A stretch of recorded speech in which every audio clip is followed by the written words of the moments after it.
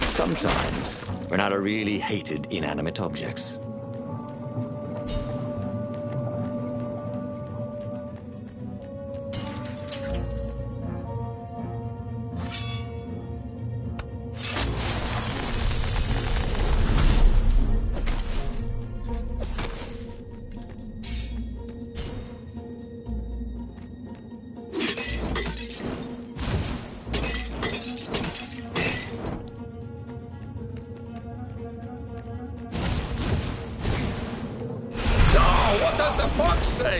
Asked one raven.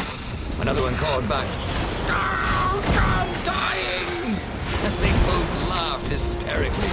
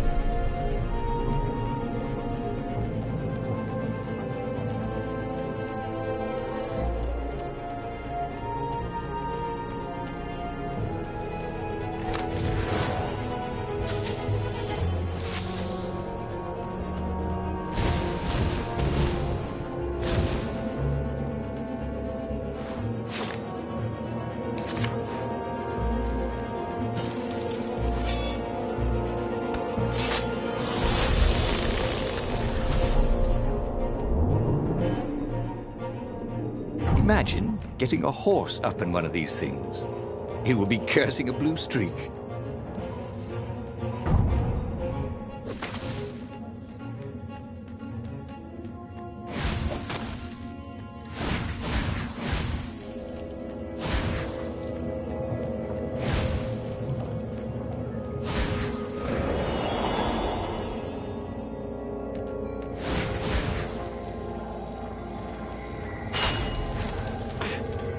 These things could really use a hand.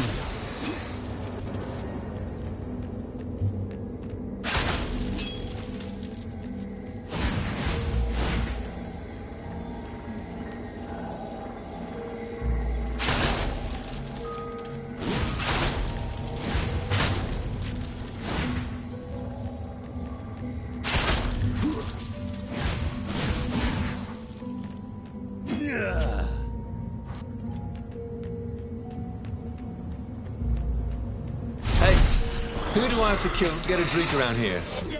You? Okay.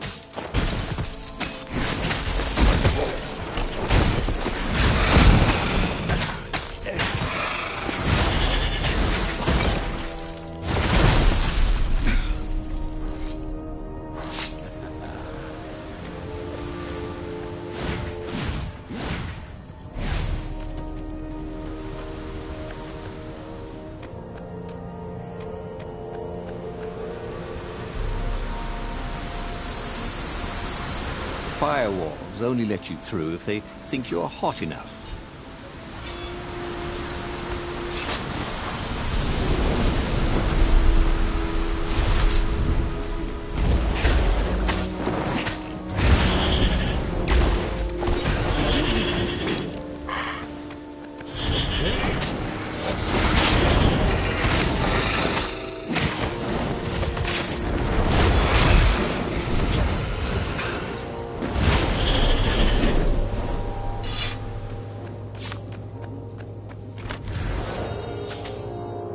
This stone was incredibly valuable.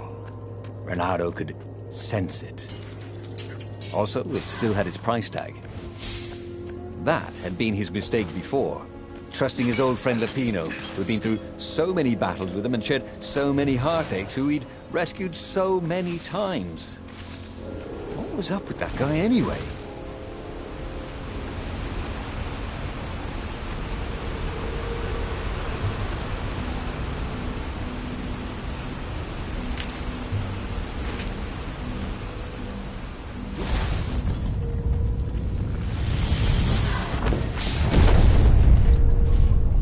There it was.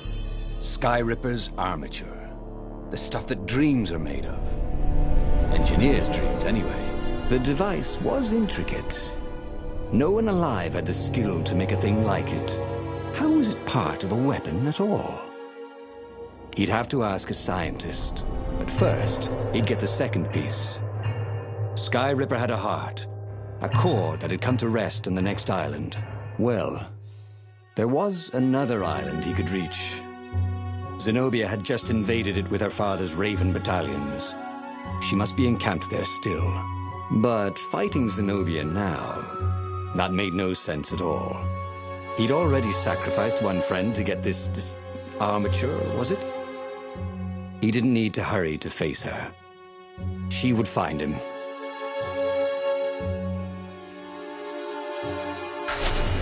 Renato asked himself why he changed course to confront Zenobia. He'd no idea. Sometimes he would just do things, and he could never figure out why he'd done them. Usually, they worked out. After all, he was a hero.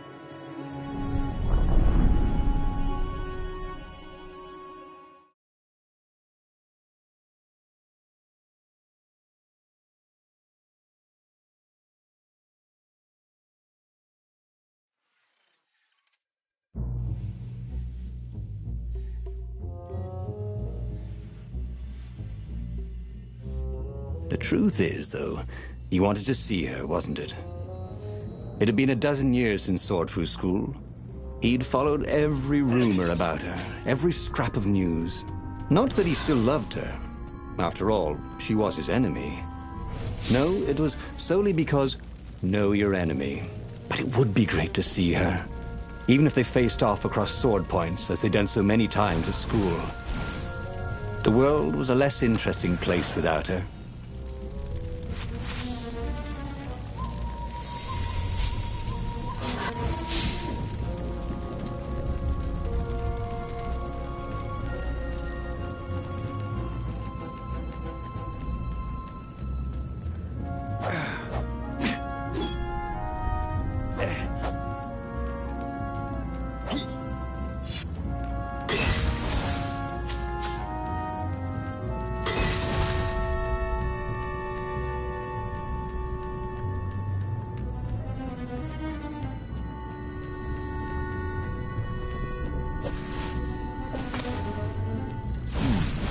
This was the nice part of town, but the ravens had been through here. They like to take shiny things home to their nests.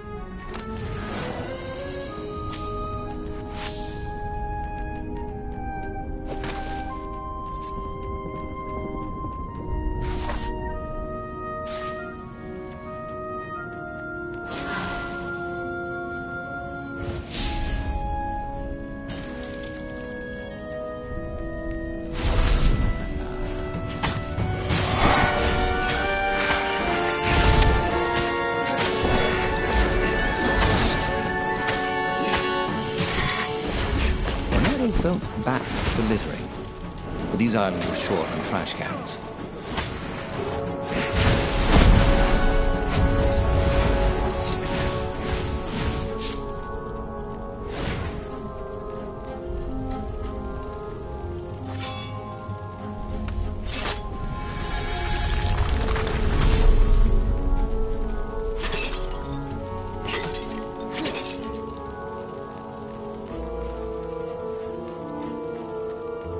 You couldn't go sticking jewels in your gauntlet just anywhere. What if you dropped one and broke it? Luckily, there was a bench right here.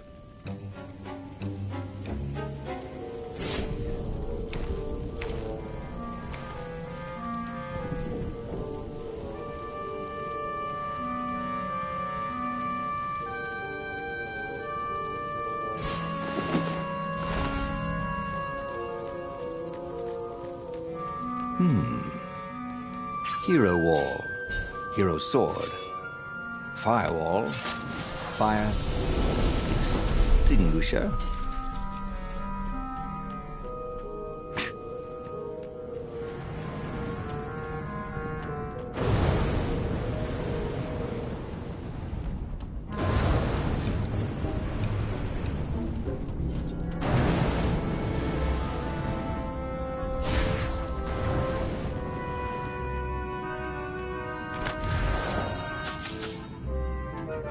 someone has spent a lot of money for a graduation present.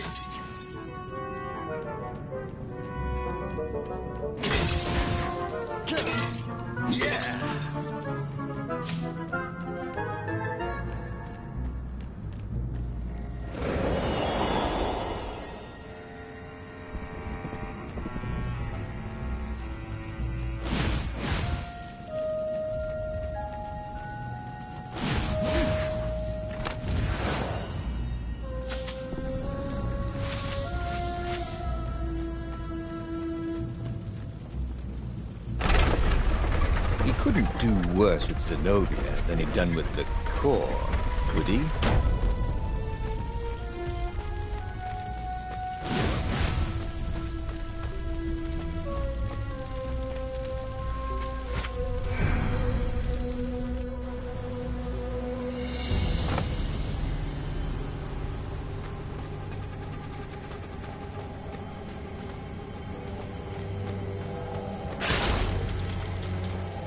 Well, the eyes have had it.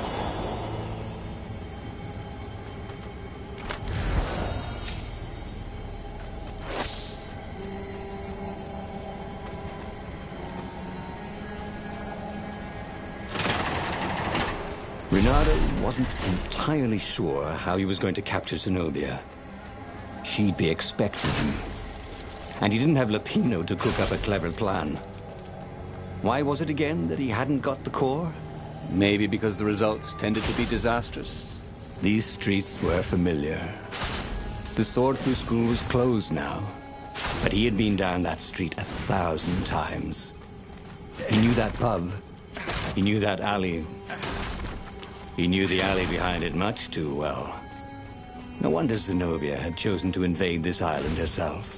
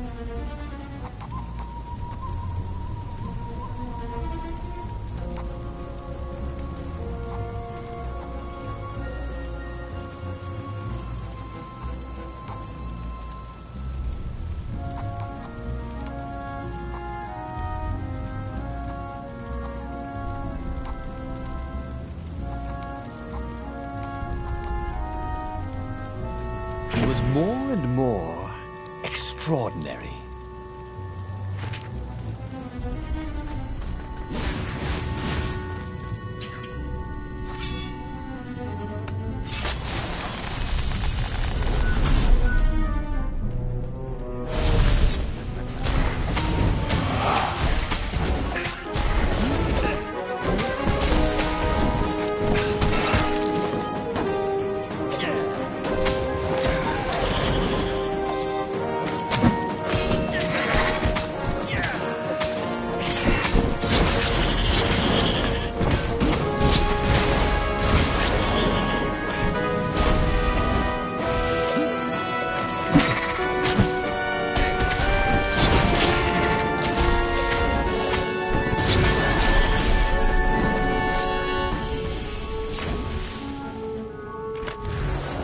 If he ever had a castle, he was going to hide his stuff better.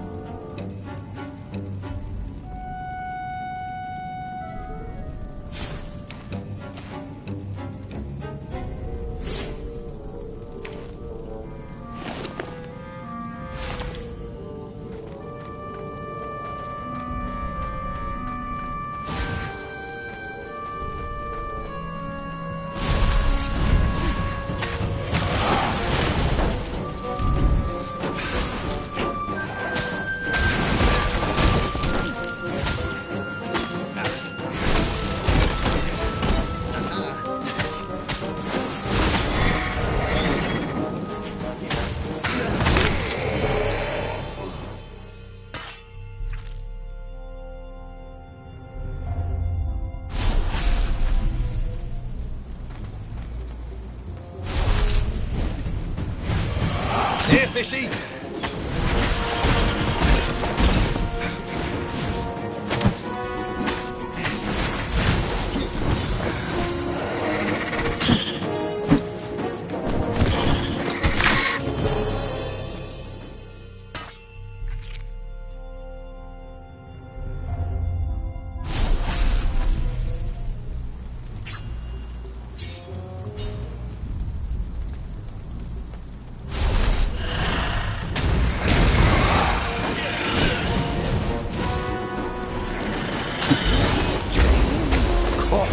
Smell even worse.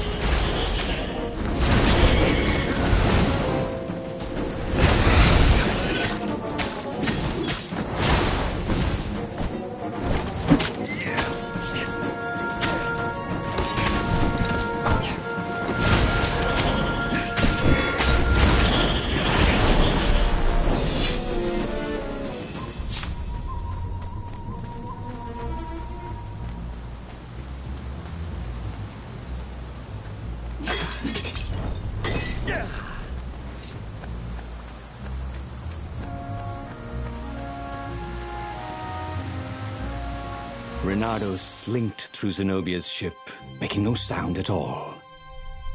Where were her guards? Finally, he reached her bedroom.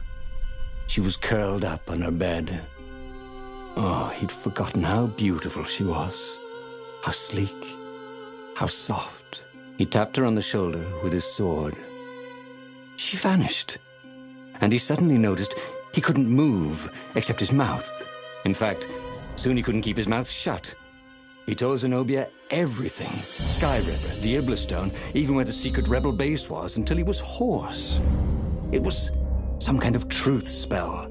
A talky truth spell. She called her father by Farspeaker Toad and filled His Majesty in. But why didn't he get the core? Croaked the Farspeaker in something like His Majesty's croak.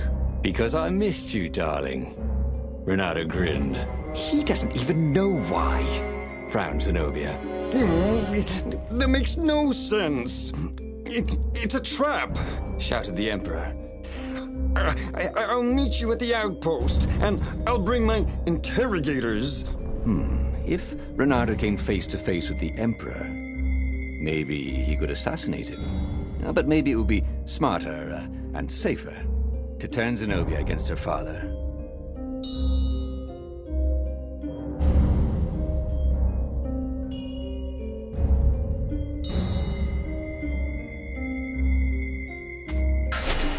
What are you doing? Asked Zenobia. Did you ever wonder why the Emperor adopted you? He asked her. She shook her head. He told her. His Majesty wanted to bring the lost gods back. They could make him an eater of souls, an immortal. But to seal his bargain with them, he needed a sacrifice. Someone who truly loved him. She was stunned. Furious. You're lying. Under a truth spell? It's a trick. You can't prove that. Take me to the observatory, and I will.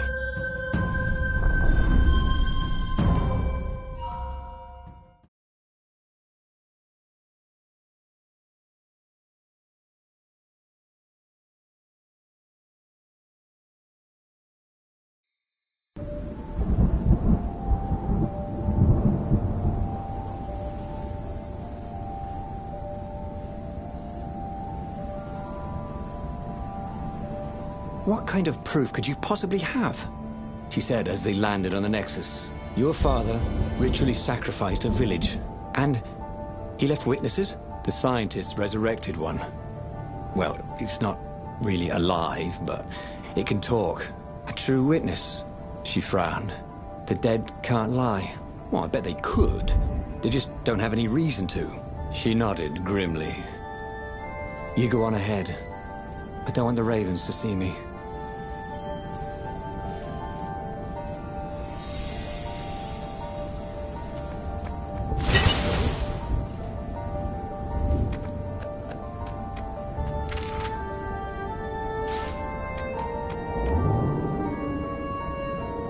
There was an inscription on the platform.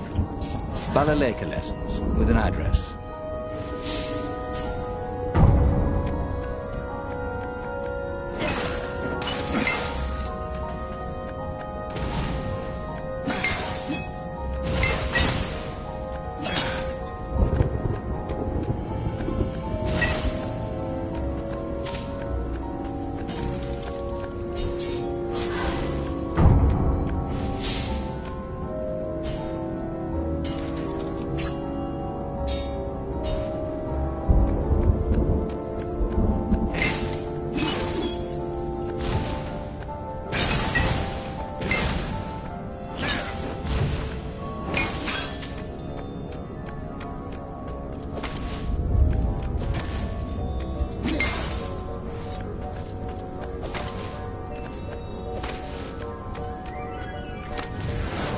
chest that shiny deserve to be opened.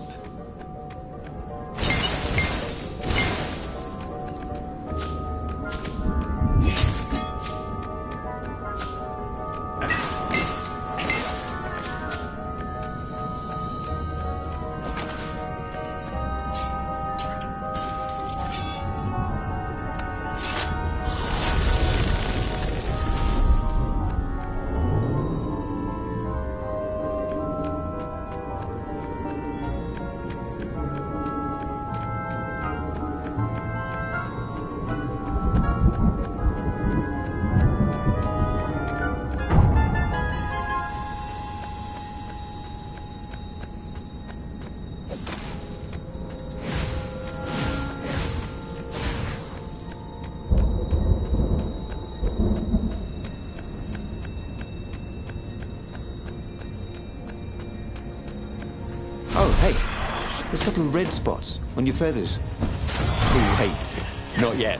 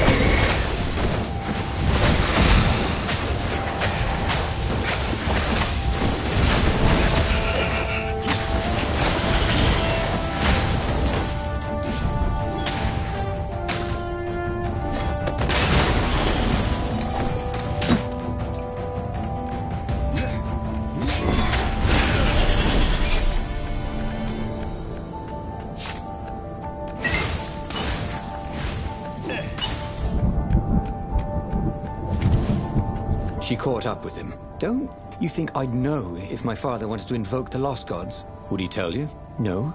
Would you help him? No. I'd burn his books. Why'd he adopt a stray cat?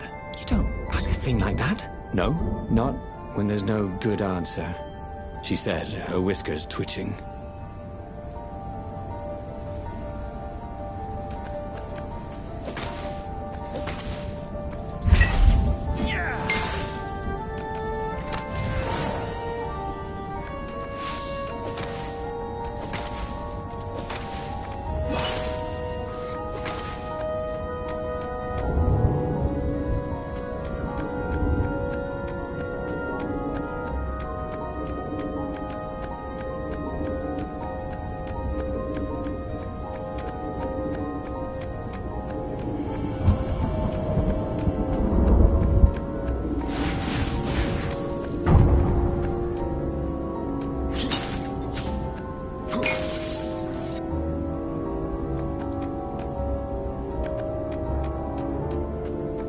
The scientist at the observatory had a true witness to one of the Emperor's blasphemous rituals.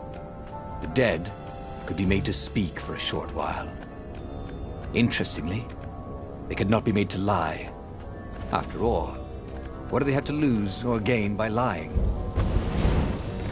Energy spheres. Easy to dodge, but boy do they sting if you didn't pay attention.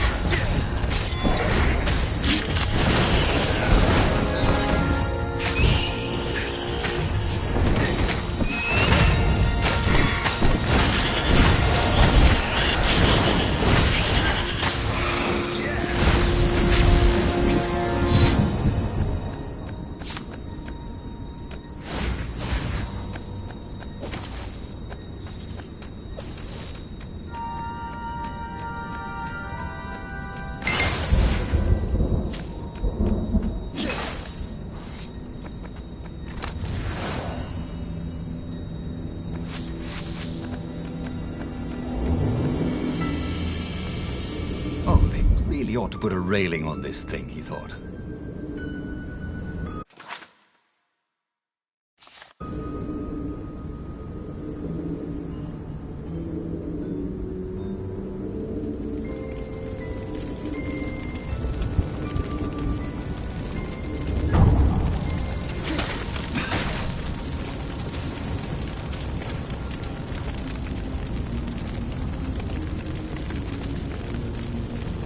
The observatory was a burning hulk.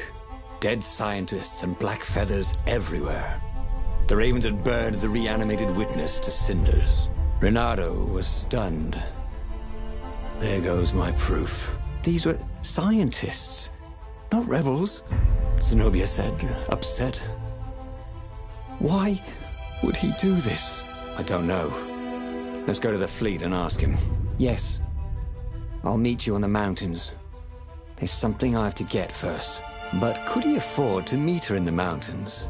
He'd given the Empire the location of the secret rebel base. They would need rescuing. Why was he going to meet up with her? Wasn't it more important to rescue the Rebel Council from the almost certain Imperial attack? Why was he in this war anyway? Was it really to fight the good fight, or did he just want to see her again? One of these days, Renato thought, I should really figure out my motives before I pounce. Nah.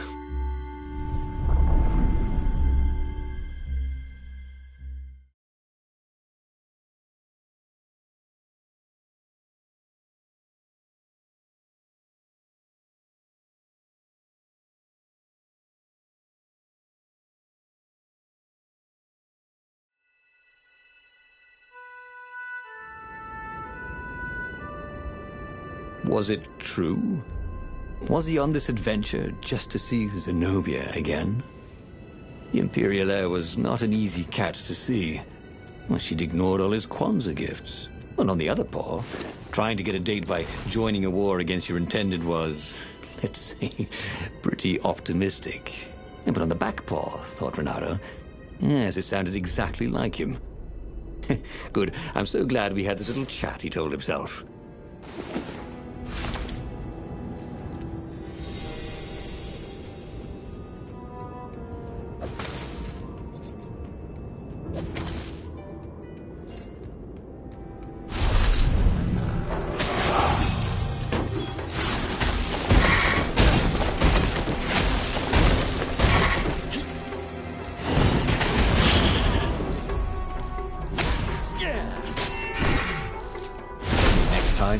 Stay away from the other guy's sword, you know?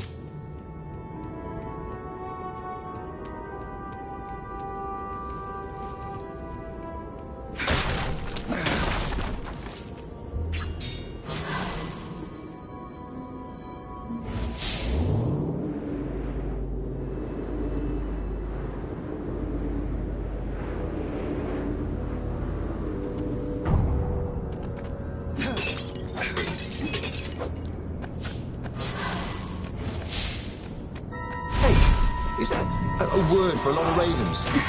Like a doofus of ravens?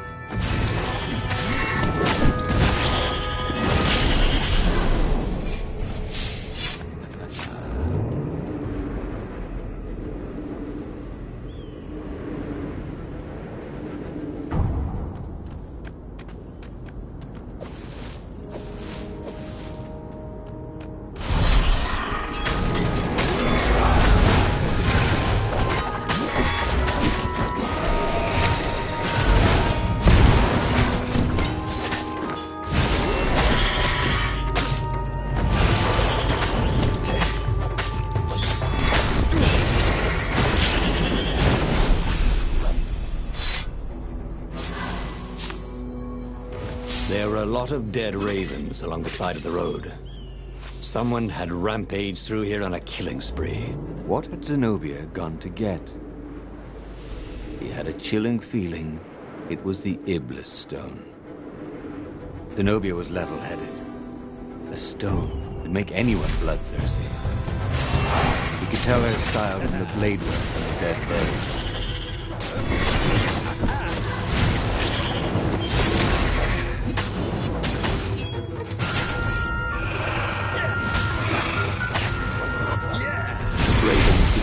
handle any better dead, than I'd have thought.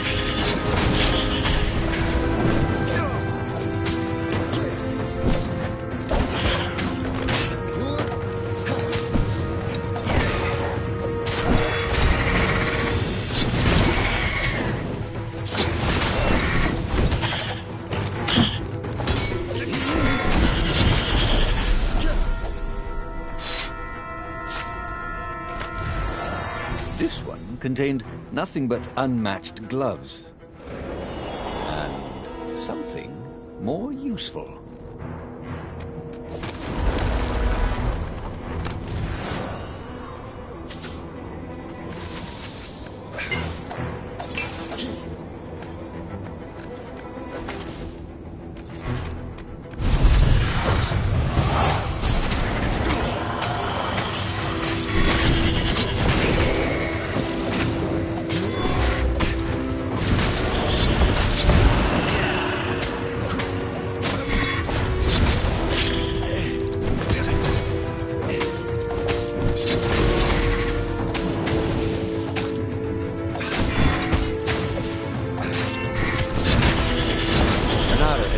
Boat crashes that were more fun.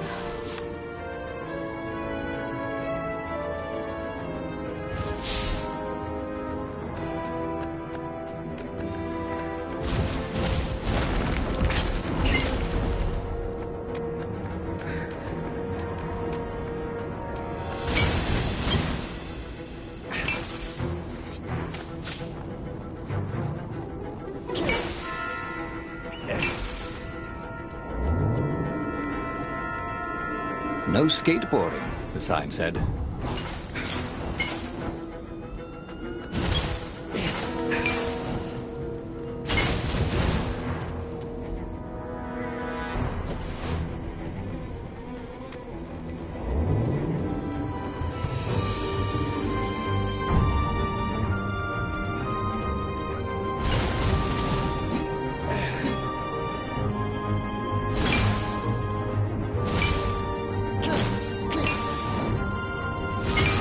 This chest was really awesome.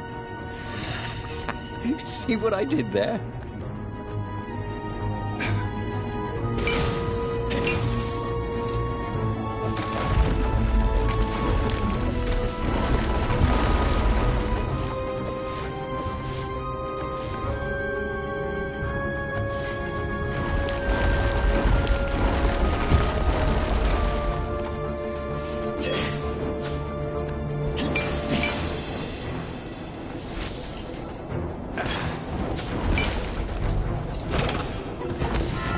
What was the point of this gate? Did they think no one would notice the lever?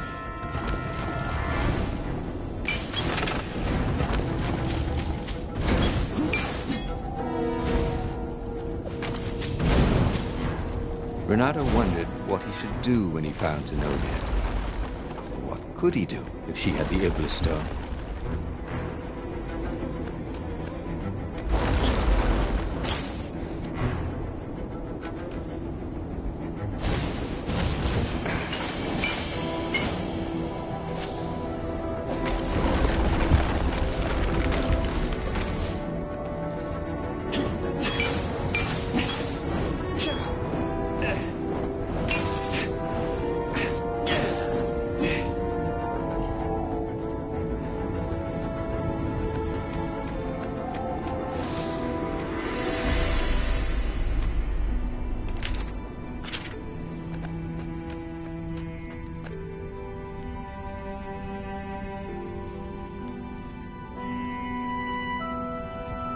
He reached the summit, expecting no one.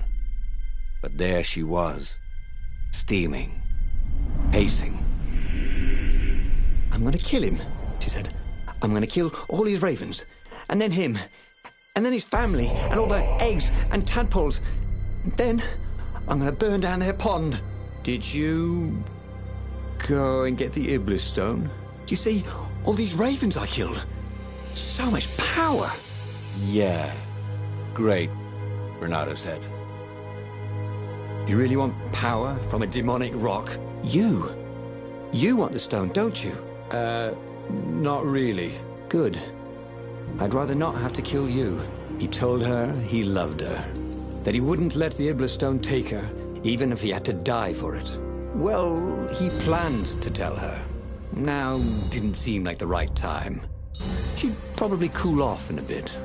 So he let her get in her ship and fly off. He rushed back to the Farfarer and followed her, keeping a healthy distance. Zenobia's ship was just visible through the clouds ahead. How could he reason with her? But he had to. The rebels were down for the count. No wonder. He betrayed the location of their base and then he'd abandoned them. And if she became Empress while she was in the grip of the Iblis stone, if she became Empress by murdering her father, she could still be a great Empress.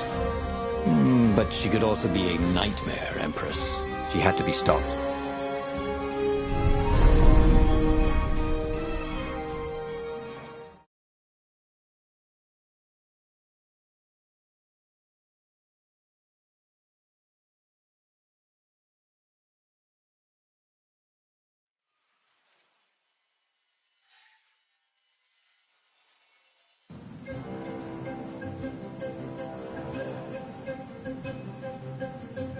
There were more dead ravens along his path, some of them wounded in the back.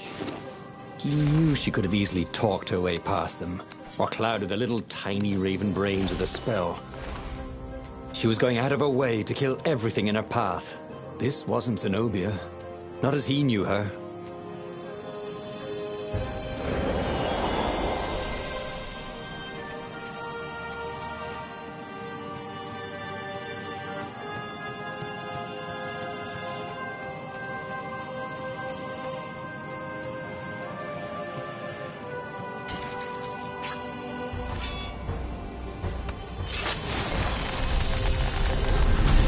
Had that door been opened before?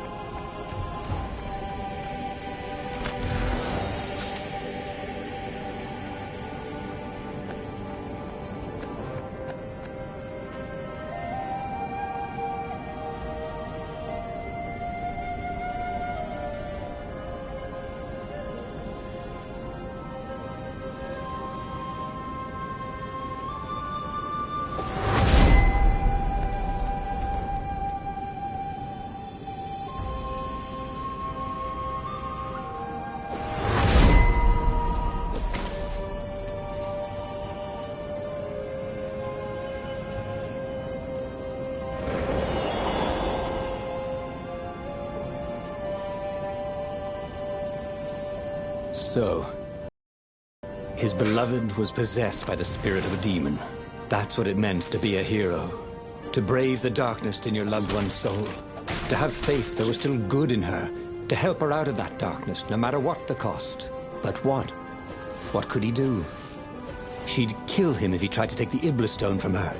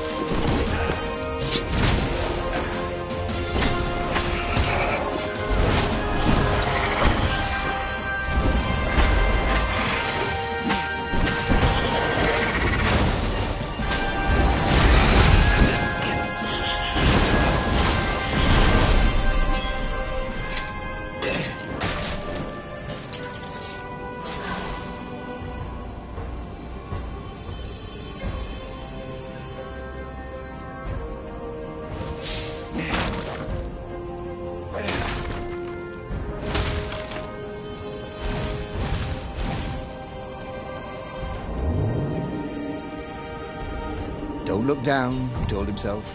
Don't look down.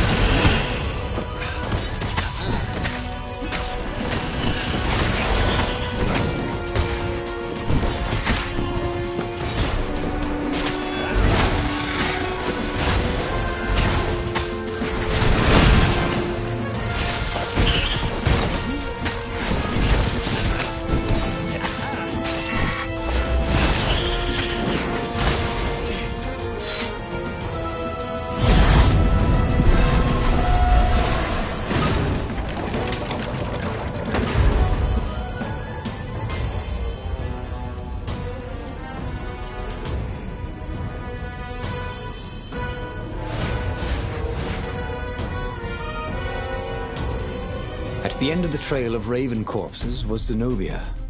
Her father was frantically rigging a strange apparatus wrapped around a glowing core. Don't do it, he shouted. You'll hate yourself in the morning. Stay back, she screamed in a horrible voice he'd never heard before. It froze him in his tracks. The Emperor stared at him. Run, He told the Toad, or hop. but he didn't manage to voice it, only think it. Zenobia stabbed her blade forward, and His Majesty fell dead. She began laughing hysterically. Or was she weeping? Just walk away, she laughed at him. I've no more use for you. There was something he needed to do, but he couldn't figure out what it was. So he did as he was told. As he walked away, he felt a chill in the world. The light in the sky seemed to dim. He didn't dare turn. He had a nagging feeling there was something he should have done just then. Something heroic.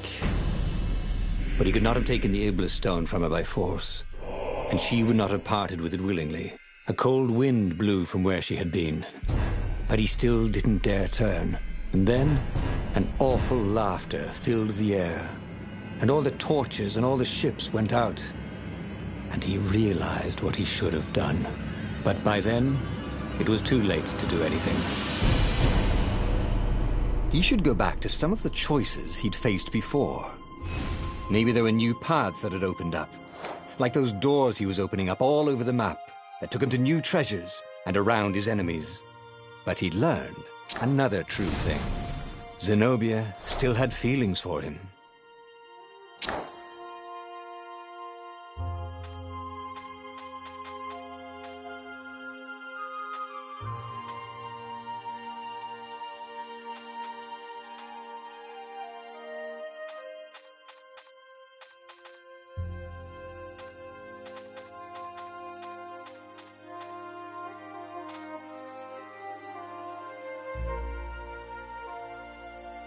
The book's pages fluttered to the beginning once again, faster than before, and he fell.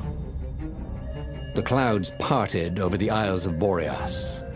It was time to choose. The rebellion was in trouble. Ravens were scouting for the secret rebel base. They needed a game changer, pieces of the Sky Ripper had surfaced. Renato knew that using it could go catastrophically wrong, but he was sure he could figure out how to use it safely. Also, a temple had risen out of empty desert. The Iblis stone was hidden there. It was a dangerous artifact. It could corrupt its user into a bloodthirsty monster. Maybe he could find a way to use it, to take its power without surrendering to its wickedness. And also, his old friend Lapino needed rescuing. Of course, Renato had a pretty strong suspicion that Lapino had betrayed the rebellion, and he had a gut feeling that he needed to use that to his advantage.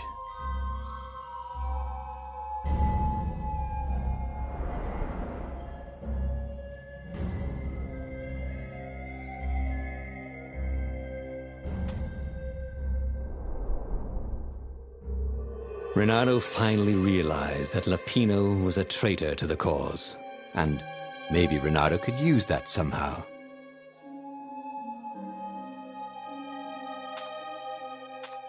Renato couldn't quite put his paw on when he'd realized Lapino was working for the Empire. He'd never exactly seen Lapino sending coded messages to the palace, but he was sure. The rabbit had been on too many disastrous missions where he was the only survivor, or where he accidentally missed getting on the boat that went down to the abyss in flames. If Renato could prevent Lapino from getting back to the fleet with all the intelligence he'd probably gathered, it might be worth the trip.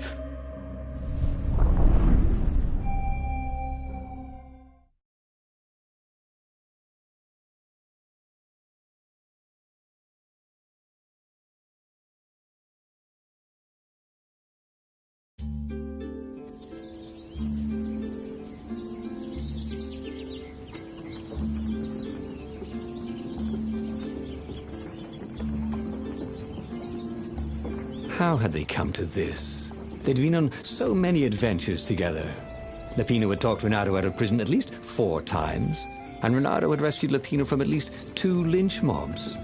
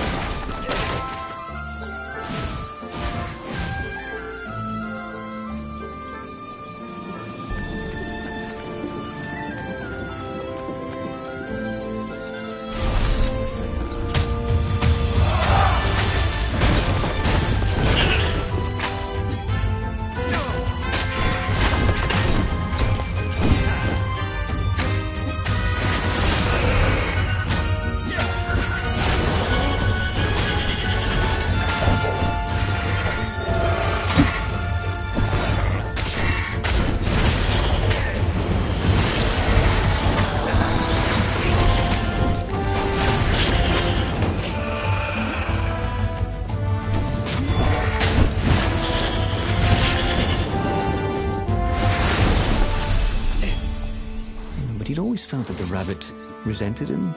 Lapino was hilarious because he was so down on himself and everyone else. But behind the laughs, he wasn't a happy camper. Oh, was this payback? Or did the Empire have his little white tail in a vice?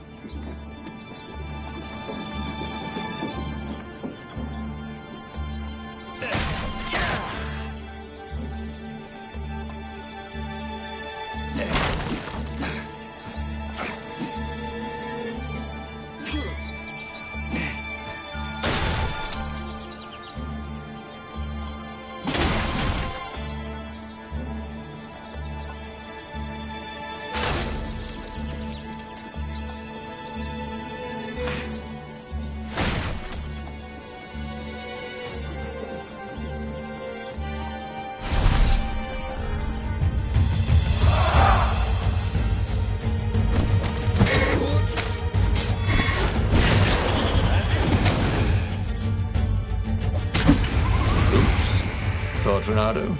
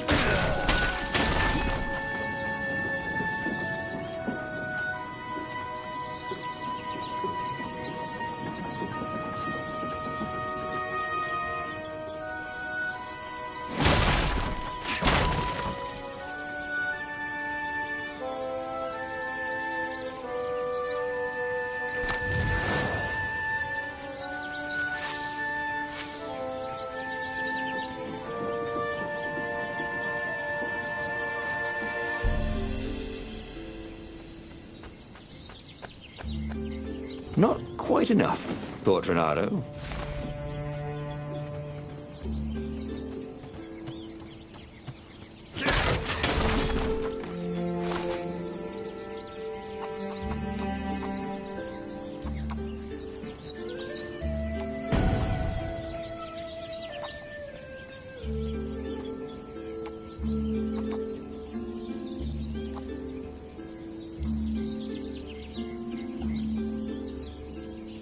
Well, he'd always wanted to do that.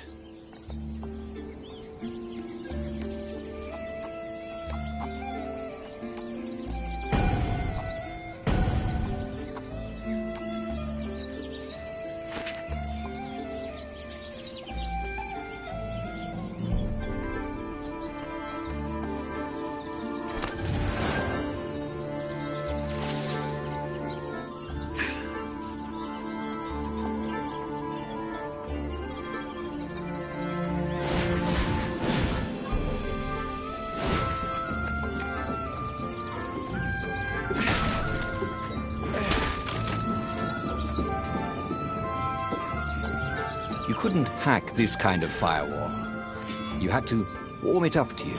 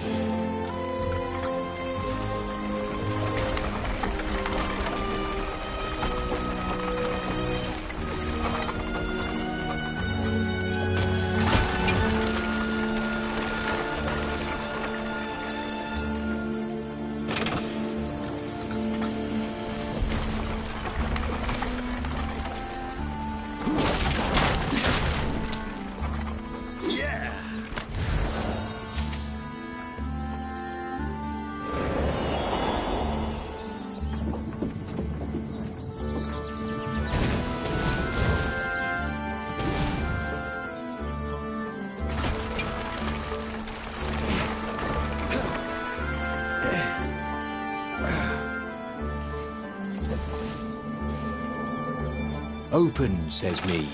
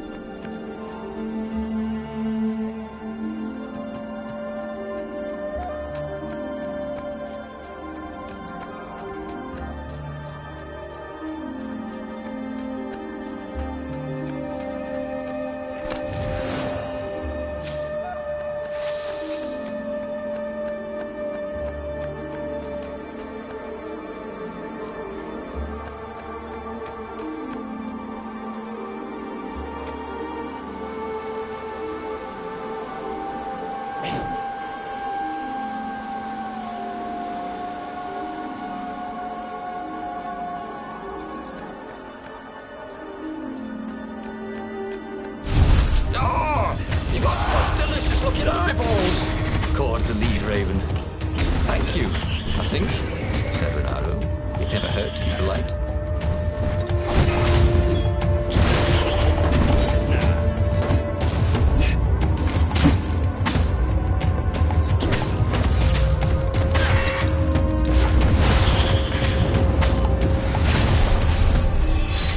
Ravens were landing everywhere from dropships. He'd better get moving. If they got to Lupino first, the Rabbit would give the Empire all the intelligence he'd been stealing from the Rebellion, and they'd probably give him a medal. He'd have to be about how he played Lupino. At the slightest hint of danger, the mad Rabbit would take off like a... well, a rabbit.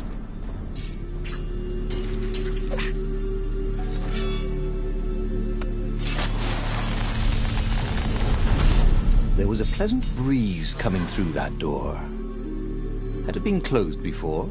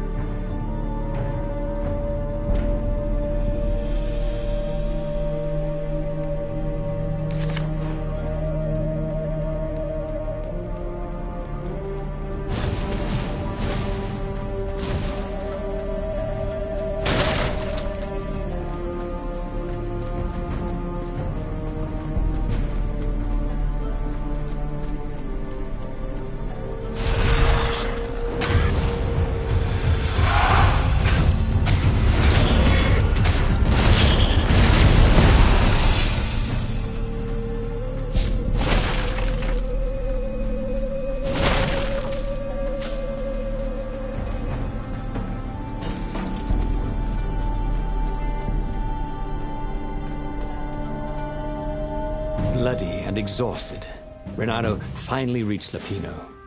The rabbit was practicing shuffling his favorite deck.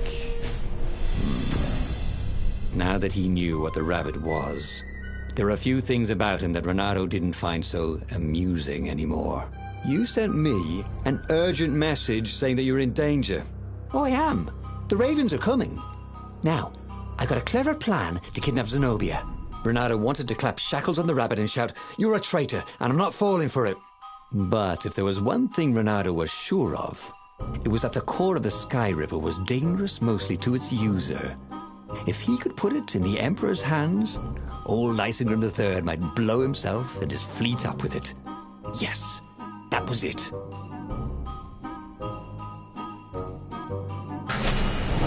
Me? A traitor? I'm hurt, said Lapino. Why ever would you say that? We found your code book, said Renato.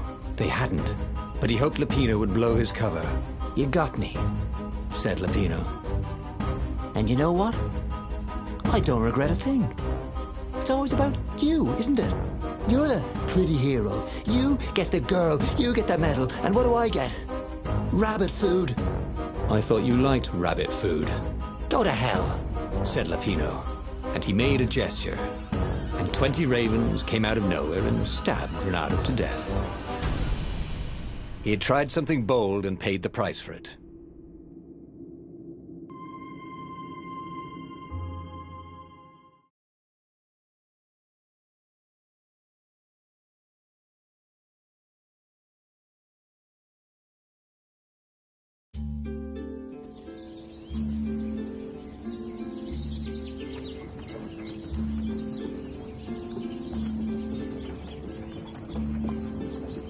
How had they come to this?